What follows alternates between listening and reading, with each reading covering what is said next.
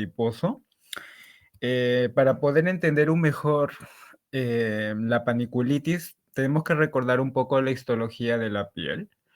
Entonces, tenemos aquí la epidermis, la dermis, y este es el tejido celular subcutáneo. Si nosotros recordamos, el tejido celular subcutáneo eh, histológicamente se compone de septos y lobulillos, ¿verdad? Entonces, en este gráfico he tratado de representar la piel. Acá podemos observar el tejido celular subcutáneo, el cual está compuesto de estos círculos blanquecinos que van a ser los lobulillos, y entre lobulillo y lobulillo van a estar los septos. Tanto los septos y los lobulillos van a tener vasos, que son estos círculos, estos óvalos, disculpen, rojizos. Entonces, dependiendo de en dónde se va a encontrar la inflamación, si se encuentra en el septo o en el lobulillo, o si hay la presencia de inflamación de vasos, es decir, si es que hay vasculitis o no hay vasculitis, se van a subclasificar las paniculitis. A ver, vamos a observar aquí. Entonces, la clasificación de las paniculitis se van a dividir en dos. Si es que el infiltrado inflamatorio va a estar presente principalmente a nivel de los septos, como podemos observar en esta imagen histológica, podemos observar unas células de esta tinción media basófila, medias moradas, a predominio a nivel de los septos. Esta se va a llamar paniculitis preferentemente septal. Por otra parte, si la inflamación, estas células moraditas, que son las células inflamatorias, van a estar presentes predominantemente a nivel de los lóbulos, esta se va a llamar paniculitis preferentemente lobulillar. Hasta ahí creo que está bastante sencillo. Si la inflamación está en el septo, paniculitis preferentemente septal. Si la inflamación está en los lobulillos, paniculitis preferentemente lobulillar. Como habíamos mencionado, tanto en los septos y en los lobulillos van a haber vasos, y estos vasos pueden tener inflamación también. Por lo tanto, las paniculitis se van a subclasificar si es que hay vasculitis o no la hay. Por lo tanto, las paniculitis se van a clasificar en septales y lobulillares, y a su vez van a ser septales con vasculitis o sin vasculitis, y van a ser lobulillares con vasculitis o sin vasculitis. Y dependiendo de estas características van a haber muchas enfermedades. Generalmente paniculitis es un capítulo bastante amplio, pero solamente revisaremos las patologías más comunes y las que tienen gran significado médico. Vamos a comenzar con las paniculitis septales. Estas paniculitis septales con vasculitis. Entonces, en las paniculitis septales con vasculitis, si es que van a afectar pequeños vasos, especialmente las vénulas, esta se va a denominar vasculitis leucocitoclástica, que de repente en reumatología les habrán mencionado que puede ser secundario a infecciones, por ejemplo, virales, bacterianas, medicamentosas, entre otras. Y cuando son de de vasos medianos o vasos grandes, se encuentra la famosa panarteritis nodosa. Y si afecta las venas, tenemos a la tromboflebitis migratoria. Vamos a enfocarnos en estas dos, la panarteritis nodosa, pero la forma cutánea, y la tromboflebitis migratoria. Entonces, la panarteritis nodosa cutánea es una forma de panarteritis nodosa. Como en reumatología les habrán mencionado, la panarteritis nodosa es una vasculitis necrotizante de las arterias de mediano tamaño, pero que van a tener compromiso sistémico. Aquí en esta tabla les he puesto los criterios diagnósticos de la Academia Japonesa. Acá podemos observar las manifestaciones sistémicas de la panarteritis nodosa, pero vamos a hablar de la panarteritis nodosa principalmente cutánea. La panarteritis nodosa cutánea, su compromiso principal obviamente es la piel, como lo vamos a revisar, pero puede estar asociado a compromiso del sistema nervioso periférico o muscular.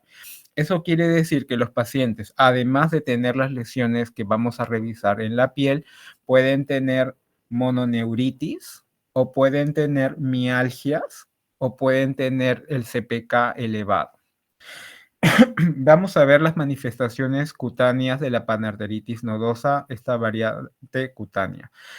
La panarteritis nodosa, como cualquier vasculitis de medianos vasos, la lesión elemental van a ser nódulos, ¿ok? Van a ser nódulos eritematosos que se van a presentar a nivel de los miembros inferiores. Estos nódulos eritematosos suelen presentar úlceras, como se puede observar en la fotografía, y esta úlcera suele ser necrótica. Entonces, nódulos eritematosos que presentan úlceras necróticas en miembros inferiores. Esa es la manifestación cutánea de la panarteritis nodosa, esta variante cutánea más frecuente. Sin embargo, estos nódulos muchas veces están acompañados de estas otras lesiones. Como pueden ver en las fotografías, van a ver unas lesiones medias eritematosas, más o menos con esa configuración en red. Cuando tienen esa configuración en red, a esto se le llama reticular. Entonces, podemos observar esas máculas eritematosas violáceas de esta forma en red, reticulares. A esto se le llama livedo racemosa. La livedo racemosa es cuando hay presencia de trombos a nivel de la vascularización superficial de la piel, es decir, a nivel de la dermis. Cuando hay la presencia de estos microtrombos en la vascularización superficial de la dermis, se va a presentar una vasoconstricción y una vasodilatación compensatoria, por lo cual se ve esa forma de red, que hay zonas más rojas y hay zonas más claras. Y esta livedo racemosa, acompañado de estos nódulos eritematosos con costra necrótica, con o sin compromiso de mononeuritis, o presencia de mialgias, son los signos clínicos más importantes de la panarteritis nodosa cutánea. Aquí, por ejemplo, tenemos un caso en los cuales solamente hay livedo racemosa. Si nosotros recordamos en las clases de reumatología, la livedo racemosa puede encontrarse en muchas enfermedades reumatológicas. Por ejemplo, una de las tantas en el lupus, en el síndrome antifosfolipídico.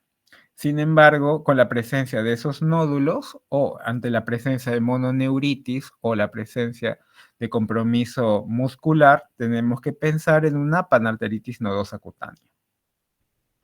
De la misma manera, la presencia de estos nódulos eritematosos con la clínica de una mononeuritis o compromiso muscular, panarteritis nodosa cutánea. En la panarteritis nodosa cutánea también hay fenómenos trombóticos, los cuales pueden producir necrosis distal. Por ejemplo, podemos observar la necrosis distal de los dedos de la mano y la amputación posterior.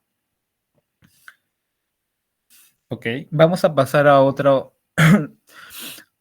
entidad, que es la tromboflebitis migratoria. La tromboflebitis migratoria, creo que muchos de ustedes lo habrán visto cuando les mencionaron algo del carcinoma de cabeza de páncreas de repente, pero bueno, vamos a detallarla ahora.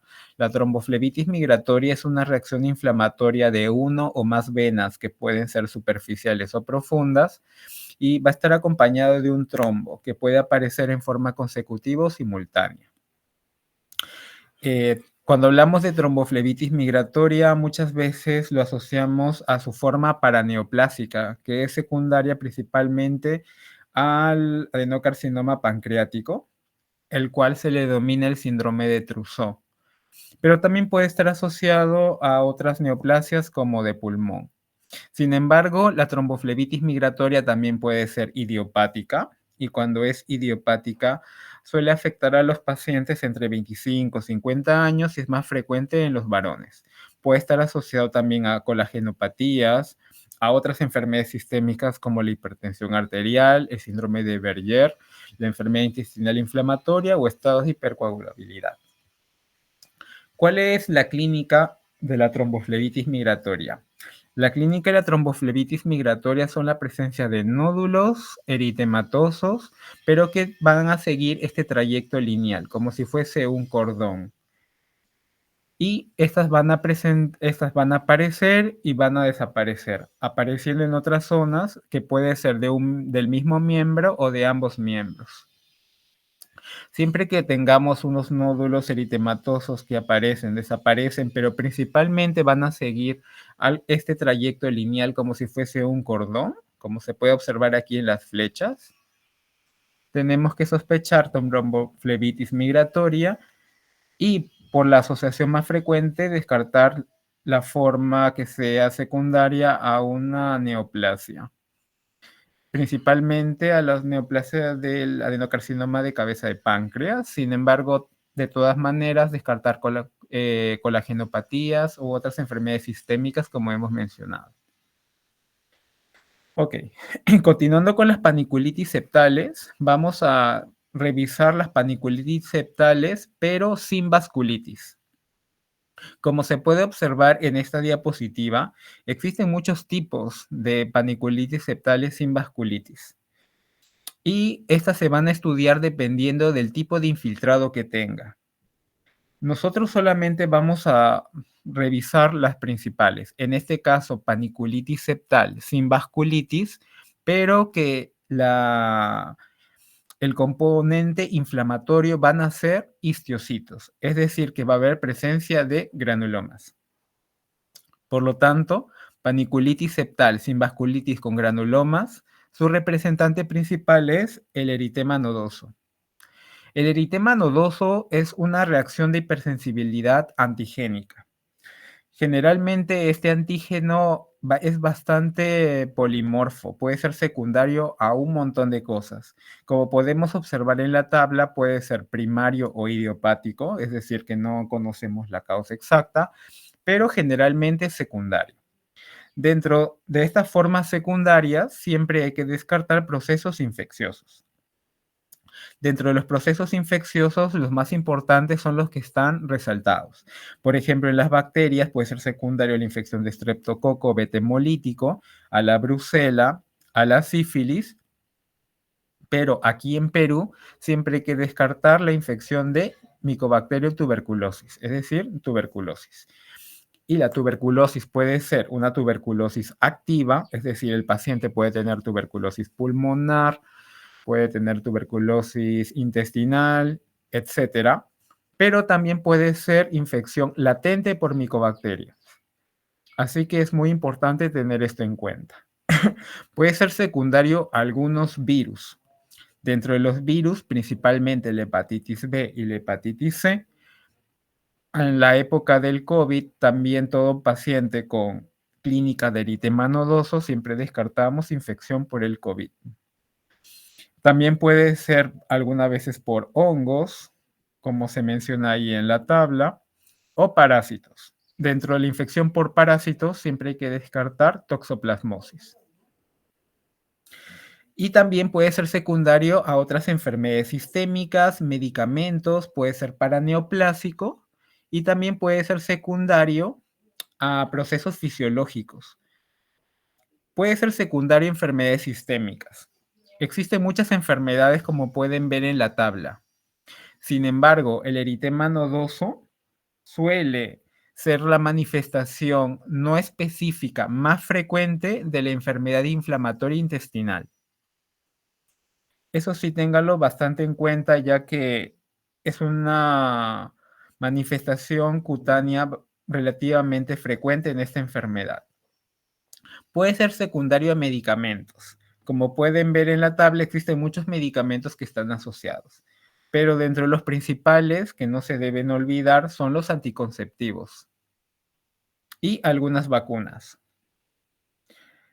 Puede ser también paraneoplásico y cuando es paraneoplásico suele estar asociado más a discrasias hematológicas como son los linfomas, tanto Hodgkin y no Hodgkin. Algunas veces puede ser secundario de leucemias. Y procesos fisiológicos como el embarazo. ¿Cuál es la clínica del eritema nodoso? La clínica del eritema nodoso son nódulos eritematosos, calientes, dolorosos, que se van a ubicar en los miembros inferiores, principalmente en la cara anterior de las piernas. Estos nódulos eritematosos, dolorosos, calientes, van a aparecer y luego van a involucionar. Van a involucionar dejando una mancha, pero nunca dejan cicatriz. Y esa es una característica bastante importante. Acá tenemos otra fotografía con estos nódulos eritematosos en miembros inferiores. Son más frecuentes en la cara anterior de las piernas, pero eso no significa que no afecten la cara posterior. Pueden hacerlo también, pero suele ser más frecuente en la cara anterior. Ok, entonces vamos a pasar ahora a las paniculitis lobulillares. Igual que las paniculitis septales, la paniculitis lobulillar se va a subclasificar si es que tiene vasculitis o si es que no la hay. Si es que tienen vasculitis, puede ser tanto vasculitis de pequeños vasos o de medianos o de grandes vasos. Pero solamente nos vamos a enfocar en el eritema indurado de Bazán, debido a que es una enfermedad bastante importante tenerlo en cuenta en nuestro medio. Así que por ahora solamente nos enfocaremos en esta enfermedad, como recordemos paniculitis lobulillar con vasculitis de vasos medianos, el eritema indurado de Bazán. ¿Qué es el eritema indurado de Bazán? El eritema indurado de Bazán es una reacción de hipersensibilidad como el eritema nodoso, pero al Mycobacterium tuberculosis. Eso quiere decir que es una tuberculide, ¿verdad? Una tuberculide es una reacción por el Mycobacterium. Eso quiere decir que al momento de hacer un estudio de PCR en una biopsia de una lesión de eritema indurado de Bazán, encontraremos el ADN del Mycobacterium tuberculosis. Es más frecuente en las mujeres en una relación de 4:1 y aparece también en miembros inferiores, pero suele ser más frecuente en la cara posterior de las piernas. El eritema indurado de Bazán, a diferencia del eritema nodoso, presenta ulceración. El eritema nodoso eran nódulos eritematosos calientes dolorosos que involucionan dejando una mancha pero nunca dejan cicatriz. Pero el eritema indurado de Bazán es lo contrario. Se ulceran. Por lo tanto, si es que se ulceran, dejan cicatrices. Y esa es la norma. Con estas formas clínicas tan sencillas podemos diferenciar un eritema nodoso de un eritema indurado de Bazán. Entonces, aquí en esta tabla hay algunos estudios que podemos solicitar para ahondar el diagnóstico del eritema indurado de Bazán, generalmente un PCR en una biopsia, pero no está mal hacer también un PPD, una radiografía de tórax y descartar otras causas de nódulos eritematosos en las piernas, por ejemplo, descartar una panarteritis nodosa cutánea. Veamos estas fotografías. Acá podemos observar unos nódulos eritematosos ubicados en miembros inferiores, preferentemente en la cara posterior de las piernas. Como podemos observar, podemos ver una costra a nivel central, lo que nos menciona que está en proceso de ulceración. Acá ya tenemos la presencia de estas úlceras ya instauradas y tenemos en este caso este nódulo con la presencia de la úlcera y en la otra pierna ya la presencia de las cicatrices. Y como se puede observar, es un poco más frecuente en la cara posterior de las piernas.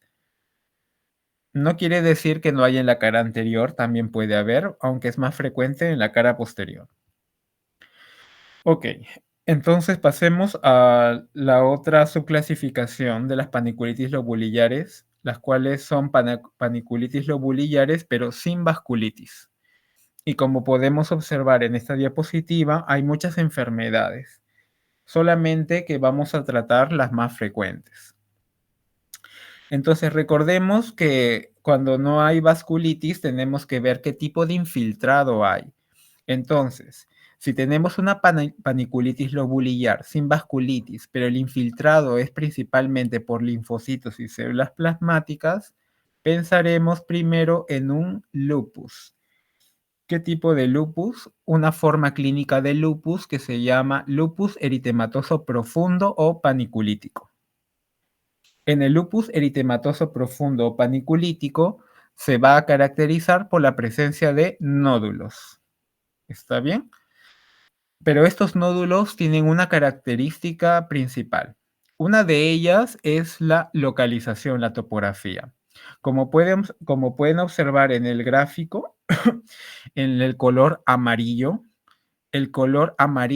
es la topografía bastante clásica del lupus eritematoso paniculítico. ¿Cuál es esa topografía? La cara proximal de los miembros superiores y de los miembros inferiores, es decir, los brazos y los muslos. Entonces, en el lupus paniculítico, los nódulos se van a encontrar a nivel de la cara, especialmente en las mejillas, en los brazos, en los muslos y también en la cintura pélvica y en la cintura escapular.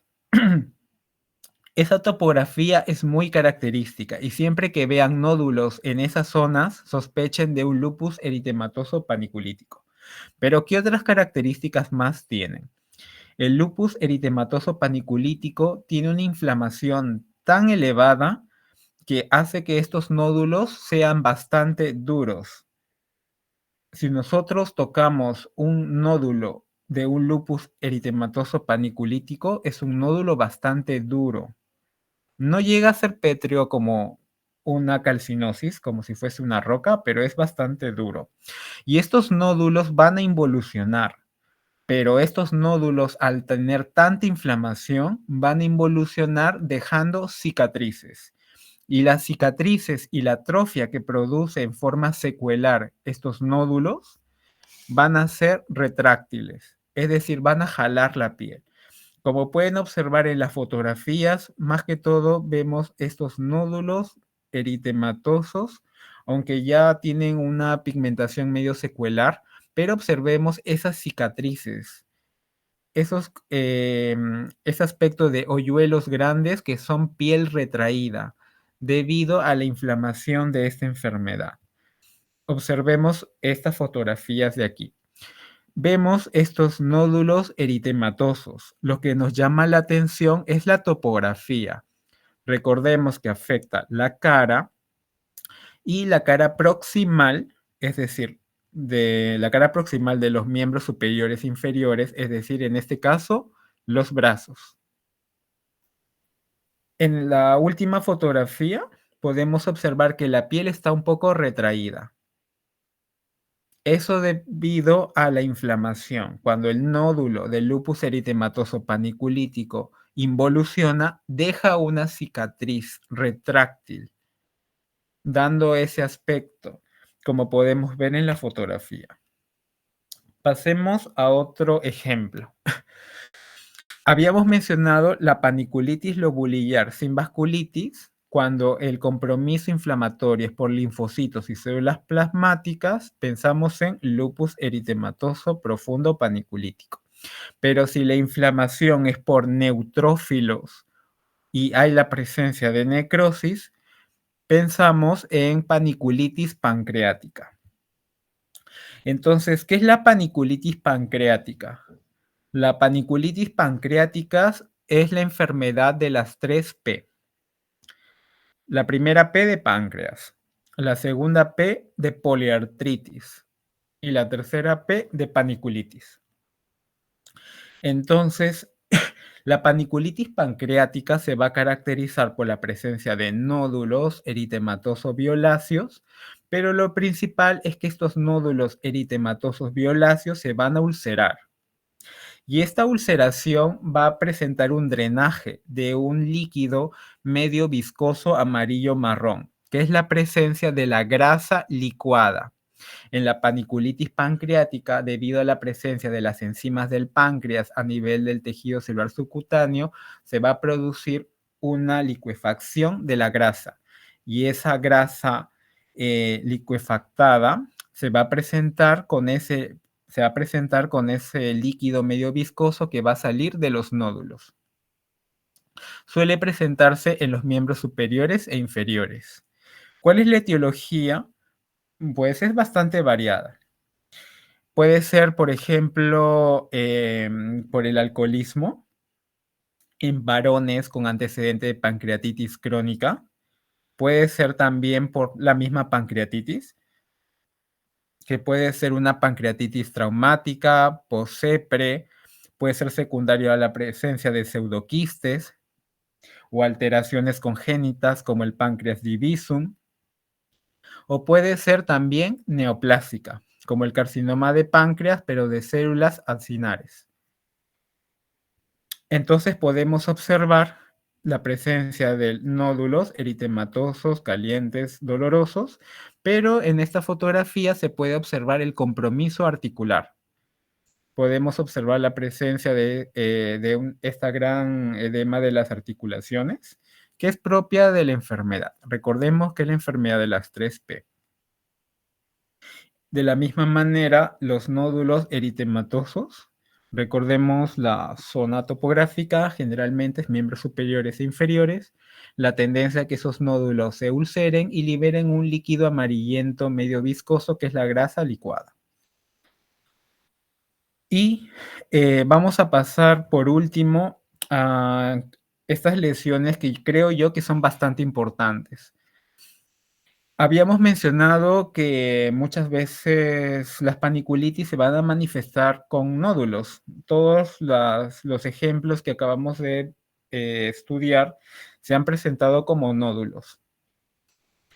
Sin embargo, la presencia de nódulos eritematosos en miembros inferiores o superiores podemos sospechar en una paniculitis, pero como diagnóstico diferencial debemos tener en cuenta los linfomas.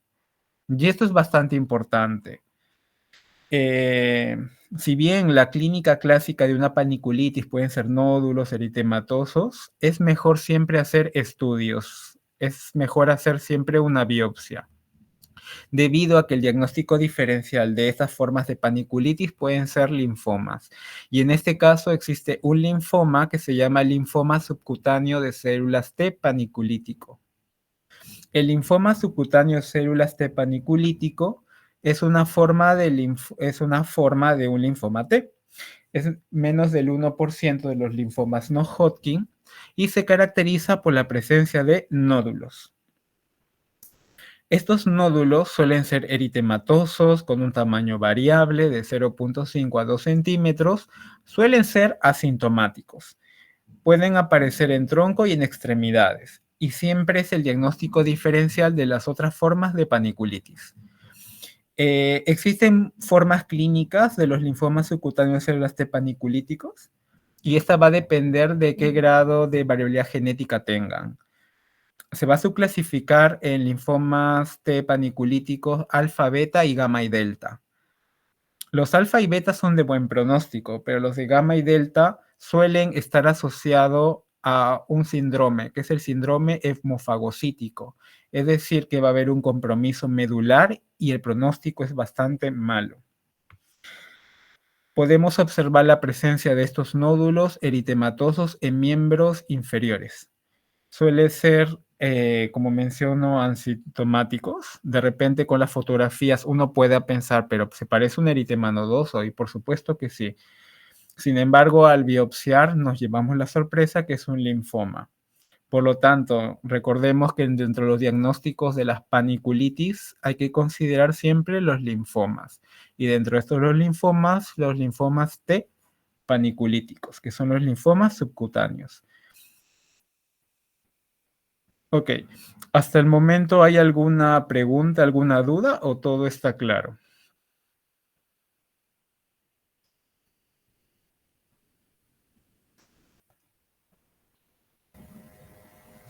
Todo claro, doctor. Ok, si todo está claro, bueno, eso sería todo con el tema de paniculitis. Lo más importante, la clínica generalmente son nódulos. En nuestro medio, siempre sospechar eritema nodoso, eritema indurado de Bazán, que generalmente está asociado a tuberculosis, pero rescatar las otras formas clínicas, la panarteritis nodosa, la pancreática, y nunca olvidar el diagnóstico diferencial de los linfomas, porque muchas veces nos llevamos sorpresas al momento de hacer una biopsia. Podemos estar tan confiados que es un eritema nodoso, pero al final puede ser un linfoma. Entonces, eso sería todo y posteriormente estaré compartiendo las